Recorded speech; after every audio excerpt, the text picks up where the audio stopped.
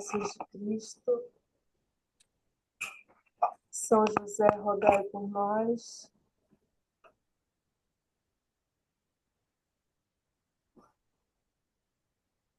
Bom, eu vou apresentar aqui. Desculpa, me distrair um pouco aqui na oração e nas coisas todas. Eu vou fazer um breve resumo de onde a gente está até agora para que a gente tenha o mesmo encadeamento assim, de pensamento, tá? Ah,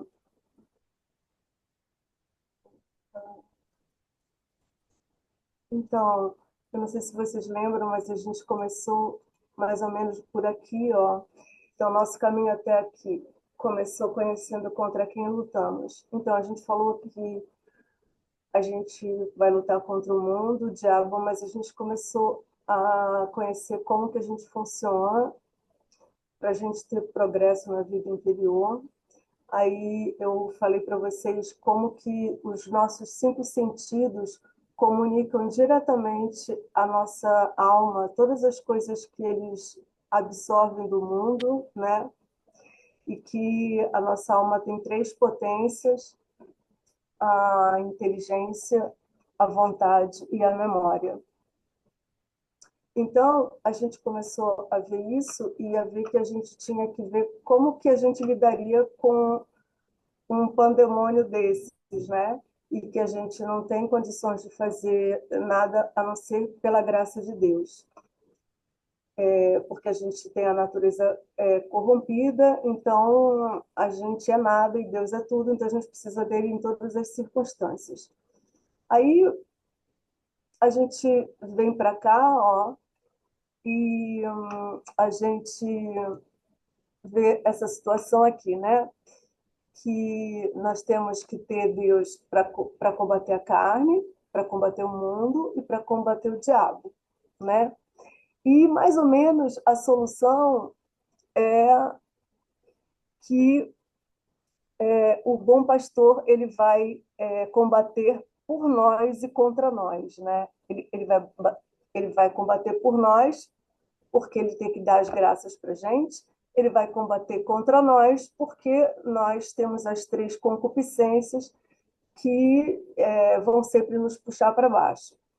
Depois a gente tem a questão do mundo, né, que é principalmente o estímulo dos 5 sentidos.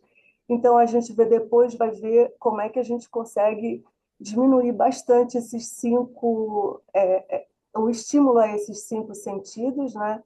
Mas eu acho que já dá para a gente depois meditar em algumas coisas bem práticas que e que São Paulo fala isso, né, também, e São Pedro fala isso, né, ele nos ensina que a gente tem que ser sóbrio e vigiar, né, porque aí tem o nosso inimigo, né, o diabo, que ele vai estar sempre ao redor de nós como um leão buscando a quem devorar. E aí, né, fica parecendo que é uma coisa tão, sim, sei lá, sem solução, né? Porque se nós ficarmos mesmo na vida só natural, a gente fica sem solução, mas a gente tem que ir para o plano sobrenatural, que é justamente olhar para o plano de Deus para nós, que é um plano perfeito, né? E aí a gente falou disso aqui, que foi o batismo. Eu estou recapitulando tudo para vocês entenderem qual que é o raciocínio que a gente está tendo, tá? O plano de Deus é a questão da gente receber o batismo, e que quando nós recebemos o batismo, nós morremos com ele e o homem velho é sepultado. Ou seja, esse homem com as 3 concupiscências, que sempre quer tudo contra nós mesmos, ele é sepultado. Mas aí veio o problema, né? O problema é que a gente não conserva essa veste batismal e a gente peca, né? Então, Jesus já sabia disso, e ele começa o ministério dele, inclusive, recebendo simbolicamente o batismo. E aí, quando ele morre na cruz, é como se um ciclo se fechasse, porque daí do lado dele, ele a igreja é fundada do lado dele, quando ele já está morto, porque a morte dele, na verdade, é vida, né? E jorra sangue e água, o sangue representa a Eucaristia e a água representa o batismo. Então é um ciclo, né? A gente foi batizado e depois a gente precisa dos outros sacramentos e ele nos dá isso tudo, né? E aí, justamente aqui a gente coloca uma imagem de Cristo sobre a nossa imagem, né? Porque a gente precisa dos sacramentos, né? A gente precisa ser como ele, né? O nosso homem novo, na verdade, tem ele como mestre, como meta, né? Eu estou fazendo um resuminho só para a gente ter o mesmo raciocínio, tá bom? E aí vem aqui esse resuminho que a gente fez, que foi uma coisa que, que faz parte do nosso catecismo, que é o programa da vida cristã. Na verdade, o catolicismo puro e simples, eu faço um pouco paradoxo com C.S. Lewis, que tem um livro chamado Cristianismo Puro e Simples. Então, o catolicismo puro e simples é, na verdade, o progresso dessa vida espiritual que nós recebemos no batismo, ou seja, a gente recebe uma sementinha e que de agora em diante a gente vai ter que fazer essa sementinha prosperar. E aí o batismo significa morte e ressurreição com Cristo. Nós somos inseridos na igreja militante, que é o corpo místico de Cristo, e essa graça que nós recebemos, ela tem que se tornar depois a nossa glória, né? Porque no céu não existe graça, existe glória. E aí, bom, a gente também recebe no batismo as virtudes teologais e os dons do Espírito Santo. E aí, né, a consequência disso é que a gente depois vai para a igreja triunfante, é esse a nossa meta, né? E a glória é o desabrochar dessa graça, né, na vida eterna. Então, a fé vai dar lugar à visão beatífica, a esperança à posse de Deus e a caridade à perfeição eterna. Ou seja, seremos santos, né? Tomara que a gente consiga ser santo tanto quanto nosso Senhor quer que a gente seja.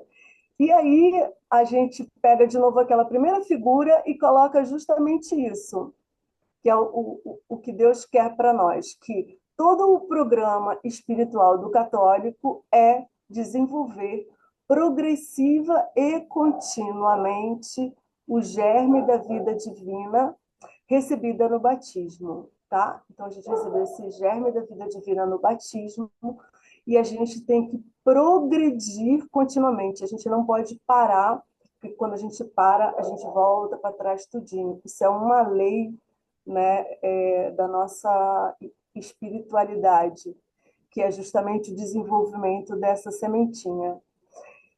E nós vamos precisar dos sacramentos da confissão e da Eucaristia, da participação da missa, das disposições corretas para receber esses sacramentos, da vida de oração e uma série de coisas para que a gente tenha isso que se chama vida interior, ou seja, para que essa semente cresça e que a gente se salve e se santifique. Então, assim, o que a gente está fazendo é estudar o primeiro combate que a gente tem, que é contra nós mesmos, que é a carne. Depois a gente vai estudar sobre o mundo e sobre o diabo, tá bom? E aí Jesus, então, ele nos dá uma coisa muito incrível, que é o fato de nós morrermos, né, no nosso batismo, né, e nos oferecermos como vítimas, porque nós recebemos uma coisa chamada de sacerdócio comum. Então, agora eu vou parar esse programinha aqui que eu fiz para introduzir o que a gente vai discutir hoje, que é justamente isso, o que é exercer o sacerdócio na missa, porque é lá que a gente exerce ele em plenitude, para depois a gente voltar para a nossa vida no mundo e conseguir combater, tá? Então eu vou tirar esse e colocar a outra parte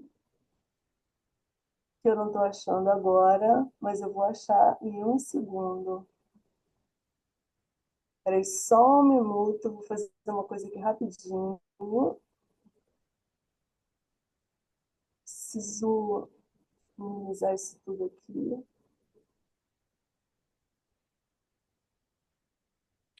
Peraí.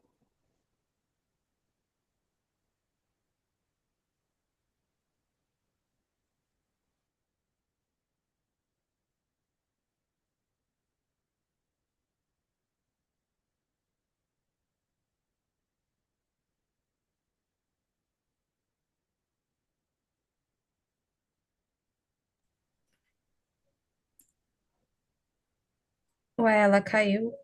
Caiu? Lá. Ué, por que que ele está dizendo? Ah, eu estou desabilitada como hostess.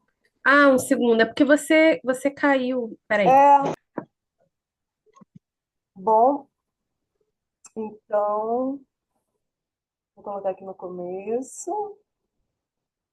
Bom, é uma coisa muito incrível que a gente faz na missa sem saber que a gente precisa fazer, mas é mais ou menos isso aqui, ó. Então, o exercício do sacerdócio comum, tá? Então, a gente falou no batismo, tudo isso agora, né?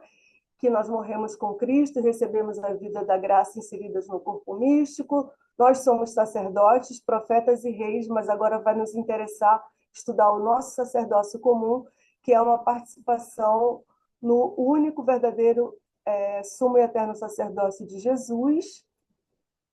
E nós não vamos estudar a Santa Missa, nós vamos estudar apenas esse aspecto, né, de como a gente participa da missa para a gente ter o progresso espiritual da vida interior. Então, aqui essa foto linda é a mão do sacerdote e a mão de Jesus, porque o sacerdote oferece tudo em nome de Cristo, né? Então, olha só, a Santa Missa é o culto perfeito devido a Deus e é o mesmo sacrifício oferecido na cruz e antecipado na ceia, se tornando presente diante de nós, renovado mística e incruentamente no altar. Então, quando a gente está na Santa Missa, a gente está ali presenciando a renovação do sacrifício do Calvário na nossa frente, que acontece de uma forma obviamente invisível, mas com alguns sinais que acontecem na missa que nos mostram que é uma realidade. A coisa visível que eu falei na outra aula, mas vou repetir rapidinho, é a dupla consagração. No momento em que o padre consagra o corpo separado do sangue, ele separa, né, o corpo e o sangue exatamente como Jesus morreu, né, que foi, ele perdeu todo o sangue do corpo dele, então ele morreu porque ele ficou sem sangue no corpo. Então, no altar, o padre faz exatamente a mesma coisa, por isso ele não consagra tudo junto. Ele consagra primeiro a hóstia, depois o vinho, né? E aí ele separa corpo e sangue, e Jesus morre misticamente no altar. Então, isso é o sinal litúrgico de que a gente está presenciando o Calvário. Tá? Vários santos falam coisas incríveis sobre a Santa Missa. Claro que, sem falar na consagração, que é a coisa mais incrível de todas que acontece, mas São Leonardo de Porto Maurício, por exemplo, fala que o tempo para durante a missa. São João Maria Vianney fala que se nós entendêssemos o que ali acontece, nós morreríamos de amor. Outro santo que eu não lembro exatamente quem, ele fala que a missa sustenta o universo. Padre Pio, agora lembrei, fala que, na verdade, a missa ela existe para combater o mal no mundo, enfim, uma série de coisas. Né? O fato é que o maior milagre do mundo acontece em toda missa, e toda missa acontece a cada minuto no mundo. Algum padre está celebrando a missa, e Jesus prometeu que ele estaria conosco até o final dos tempos, aí na missa, né? É onde ele está, em corpo, sangue, alma e divindade. Tá? Então, o fato é que é invisível e misterioso o que acontece pela substanciação. A gente tem até os milagres eucarísticos, né, que hoje em dia acontecem muitos no mundo inteiro. Eu acho que Jesus está querendo mostrar para todo mundo que ele realmente está ali. E não pode haver nada de mais sagrado e sublime na Terra para nos preparar devidamente para esse progresso espiritual. Então, a missa deve ser o centro da nossa vida, né? A gente, para falar o que a gente vai fazer na missa como sacerdote comum, eu não vou nem falar sobre a necessidade do sacramento da confissão, né? Porque todo mundo que vai comungar precisa do sacramento da confissão. Nem vou falar da modéstia de roupa, porque isso é um assunto também à parte. Mas a gente tem que estar preparado com a alma e com o corpo, né? Adequados para o mistério que a gente vai presenciar naquele momento, né? Então, mas a nossa preparação, ela começa assim, ó. Como a gente tem que ter disposição interna para receber as graças atuais e específicas de cada alma que Deus dá especificamente para cada um, a cada Santa Missa e a cada comunhão eucarística, ou seja, são graças específicas de cada coisa, né? Nós começamos a fazer a preparação, que são três formas de preparação: remota, próxima e imediata, tá? Onde nós vamos justamente exercitar o nosso coração para a expectativa única com o encontro com Deus que se dá todo para nós, tá? A preparação remota, ela é feita quando nós temos a missa como centro da nossa vida e sempre esperamos o próximo encontro. Então, eu já sou convertida, eu amo Deus, eu já sei o que vai acontecer lá, e obviamente que eu espero muito pelo meu próximo encontro. Então, eu ainda estou longe desse encontro e espero por esse encontro. Então, eu sei que domingo eu vou ter a Santa Missa, ou eu sei que todos os dias eu vou ter a Santa Missa. Então, o meu dia de hoje é esperar pela missa de amanhã, né? E essa é uma expressão do nosso amor para com Deus, né? Se eu tenho Deus como tudo na minha vida, eu sei qual é o culto devido a Ele, eu sei a grande importância da Santa Missa na minha vida, eu sei exatamente o que acontece ali, que é o Calvário, e vai ser renovado no altar, e que eu vou receber as graças daquilo, né, que está acontecendo ali, que é a coisa mais sublime e sagrada e misteriosa e maravilhosa que acontece. Então, eu vou amar isso, porque é onde eu encontro com Deus, né? Aí eu vou estar sempre esperando a próxima missa. Mas tem a preparação próxima, que é a preparação quando eu já sei que eu já estou já estou com anseios de ter a próxima missa, mas eu já estou mais perto no tempo dessa próxima missa. Então, por exemplo, hoje eu já sei que amanhã de manhã eu vou participar da Santa Missa.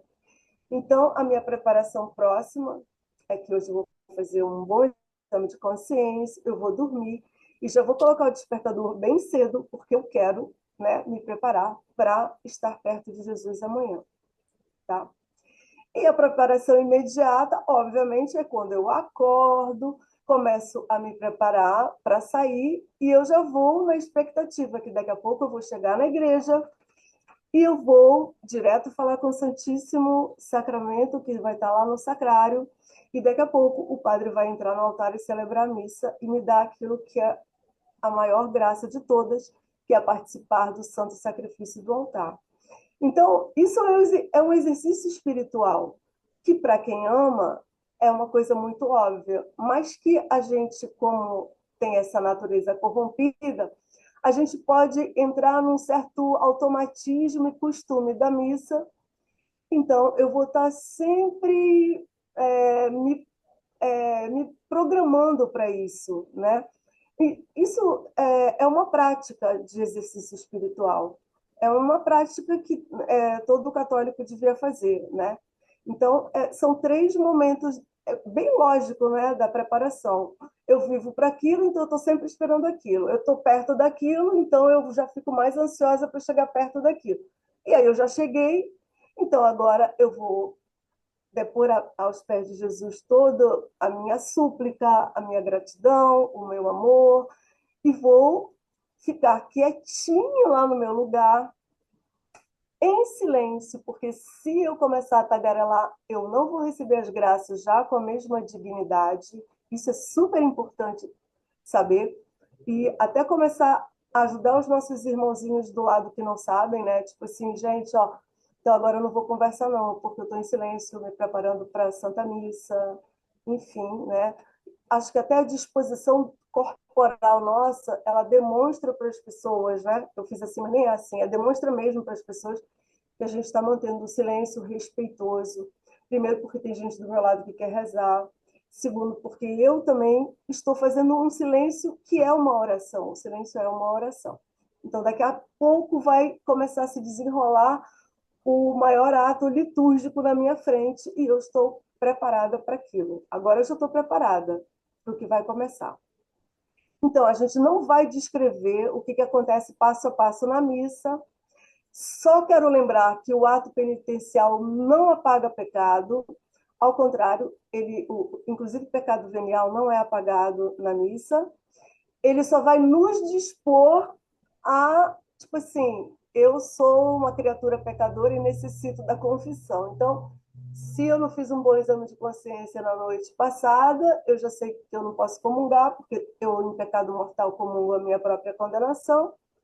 Ou então eu sei que eu estou em pecado venial, estou um pouco relaxada, mas eu posso fazer um compromisso com Jesus de, olha, se eu vou comungar, isso me ajuda a me levantar, né? E eu faço um novo propósito de fazer uma boa confissão e tal, porque não é bom para nossa alma ficar acumulando o pecado venial, porque o pecado venial é como uma sujeirinha, sujeirinha e de sujeirinha em sujeirinha a gente suja muito e daqui a pouco cai no pecado mortal.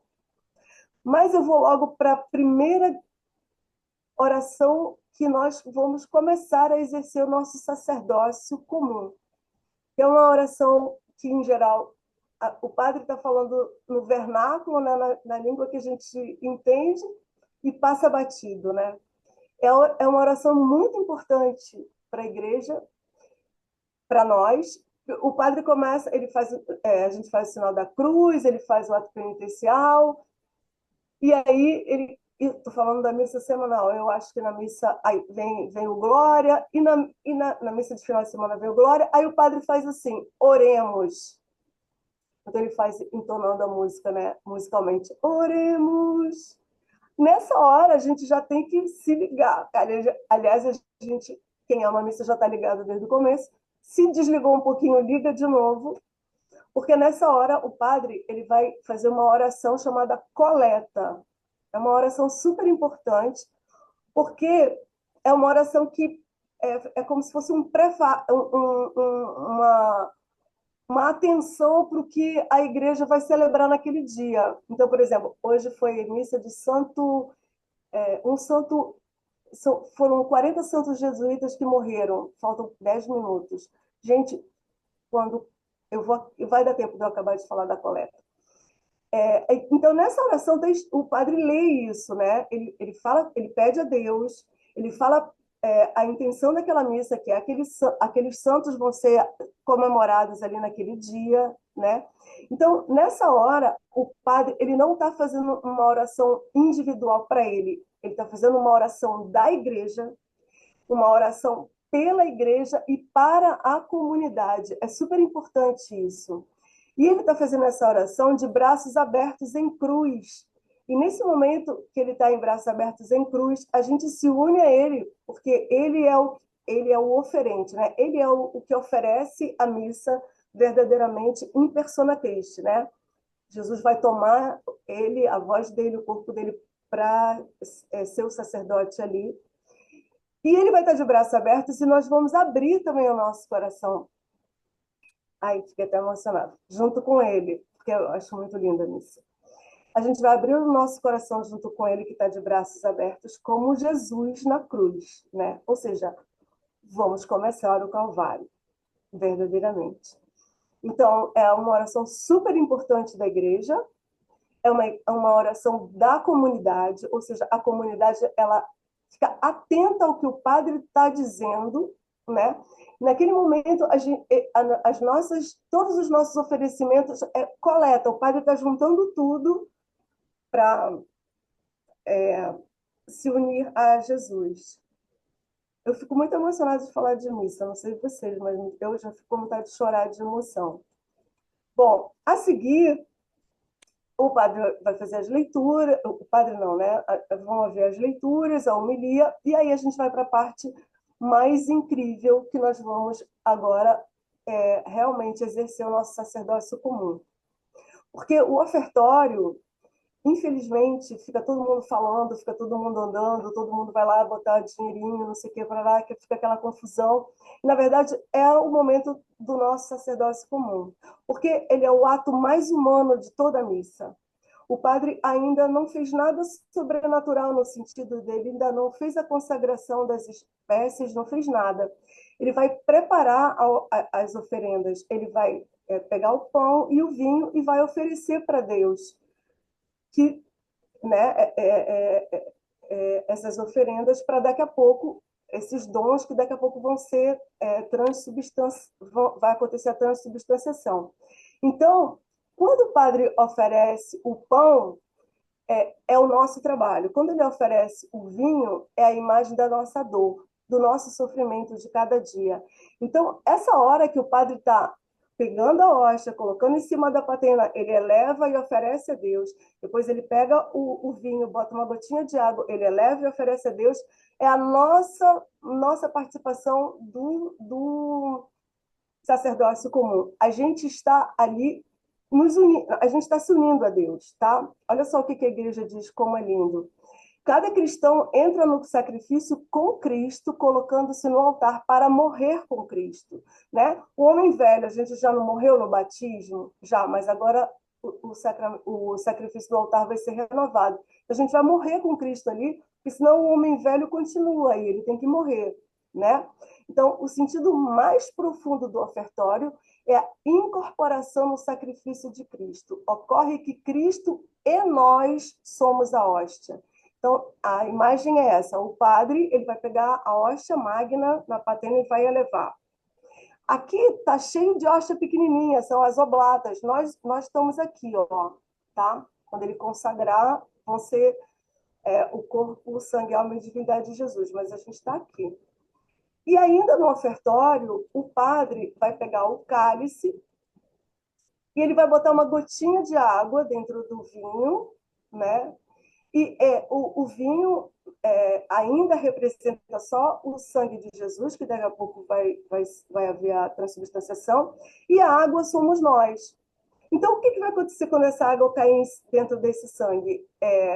Quando acontecer a transubstanciação, nós vamos ser divinizados junto com Jesus. Então, o momento do ofertório, para nós católicos, e leigos, é o momento mais importante da missa, é a hora que eu me ofereço, né, como vítima junto com Jesus. Eu quero que o meu homem velho morra para que eu seja um homem novo, uma nova criatura divinizada em Cristo, tá? Quem oferece o sacrifício é o padre, porque ele tem que ter o sacerdócio ordenado, né? Porque só o padre faz a transubstanciação. Mas até a hora, né, do ofertório, nós ainda temos as espécies, né, do pão e do vinho, e aí nós, no nosso sacerdócio comum, oferecemos, né, nos oferecemos como vítima. Então, tem a oração que o padre faz depois, é muito importante porque nós vemos claramente que ele fala: orai, irmãos e irmãs, para que o meu e o vosso sacrifício... Por que ele divide meu e vosso?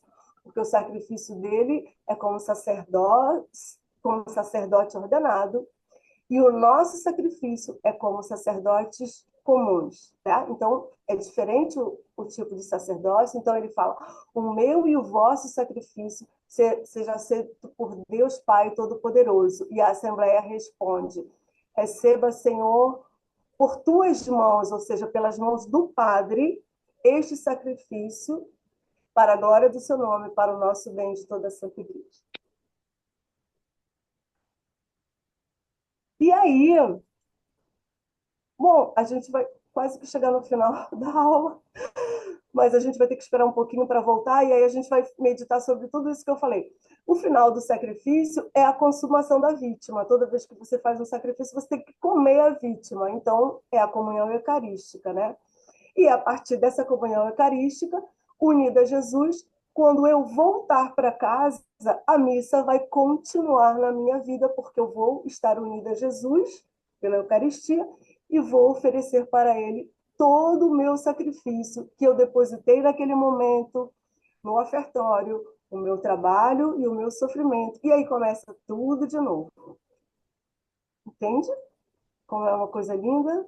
Bom, concluindo, então, pelo batismo, nós fomos feitos sacerdotes, na Santa Missa nós exercemos esse sacerdócio comum, nos oferecendo como vítimas para Deus, e assim Deus, e foi assim, é assim que Deus dispõe a nossa salvação e santificação, não há outro caminho, não há outro caminho, porque é um caminho de cruz, é um caminho de calvário, é isso que vai acontecer na nossa vida, porque quando eu volto para minha casa, eu começo a receber um monte de cruz e um monte de provação e um monte de coisas. Só que agora eu tenho um outro sentido para dar para todas essas coisas, porque agora eu fui divinizada, né? E agora eu não quero mais o pecado e o mal na minha vida e eu vou começar o meu combate.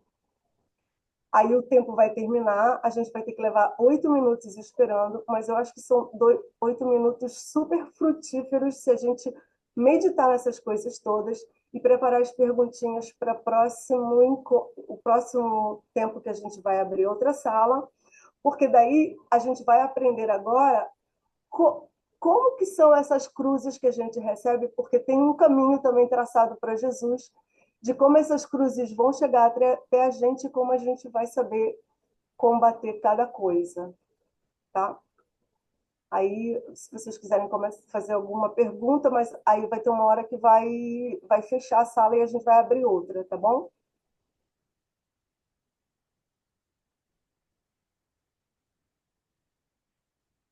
Ok. Então vamos fechar aqui agora e a gente abre outra, tudo bem? Tá Tá, bom. tá bom, vou sair.